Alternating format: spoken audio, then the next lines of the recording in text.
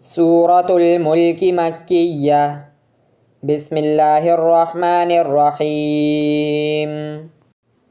تبارك الذي بيده الملك وهو على كل شيء قدير.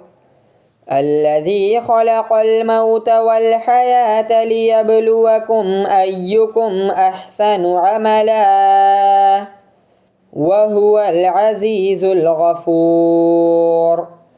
الذي خلق 7 سماوات طباقا ما ترى في خلق الرحمن من تفاوت فارجع البصر هل ترى من فطور ثم ارجع البصر كرتين ينقلب إليك البصر خاسئا وهو حسير. ولقد زينا السماء الدنيا بمصابيح وجعلناها رجوما للشياطين وأعتدنا لهم عذاب السعير. وللذين كفروا بربهم عذاب جهنم وبئس المصير. إذا ألقوا فيها سمعوا لها شهيقا وهي تفور تكاد تميز من الغيظ كلما ألقي فيها فوج سألهم خزنتها ألم يأتكم نذير قالوا بلى قد جاءنا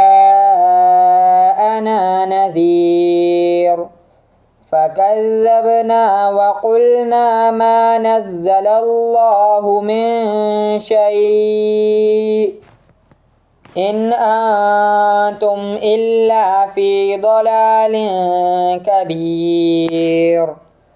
وقالوا لو كنا نسمع أو نعقل ما كنا في أصحاب السعير فاعترفوا بذنبهم فسحقا لأصحاب السعير.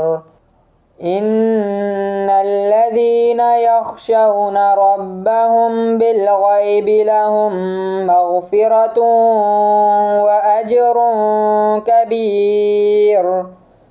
وأسروا قولكم أو اجهروا به إنه عليم بذات الصدور. ألا يعلم من خلق وهو اللطيف الخبير. هو الذي جعل لكم الأرض ذلولا فامشوا في مناكبها وكلوا من رزقه وإليه النشور. أم أمنتم من في السماء أن يخسف بكم الأرض فإذا هي تمور أم أمنتم من في السماء أن يرسل عليكم حاصبا فستعلمون كيف نذير. ولقد كذب الذين من قبلهم فكيف كان نكير. أولم يروا إلى الطير فوقهم صافات ويقبضن ما يمسكهن إلا الرحمن إنه بكل شيء بصير.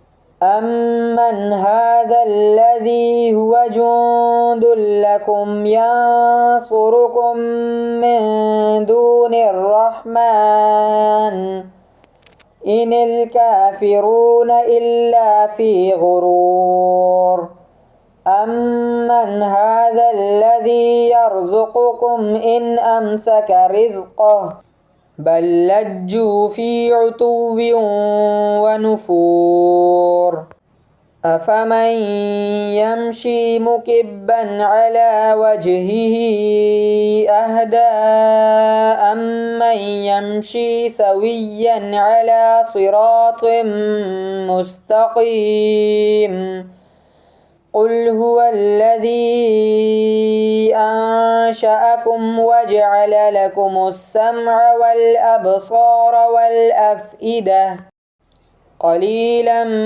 ما تشكرون قل هو الذي ذرأكم في الأرض وإليه تحشرون ويقولون متى هذا الوعد إن كنتم صادقين قل إنما العلم عند الله وإنما أنا نذير مبين فلما رأوه زلفة سيئت وجوه الذين كفروا وقيل هذا الذي كنتم به تدعون قل أرأيتم إن أهلكني الله ومن معي أو رحمنا فمن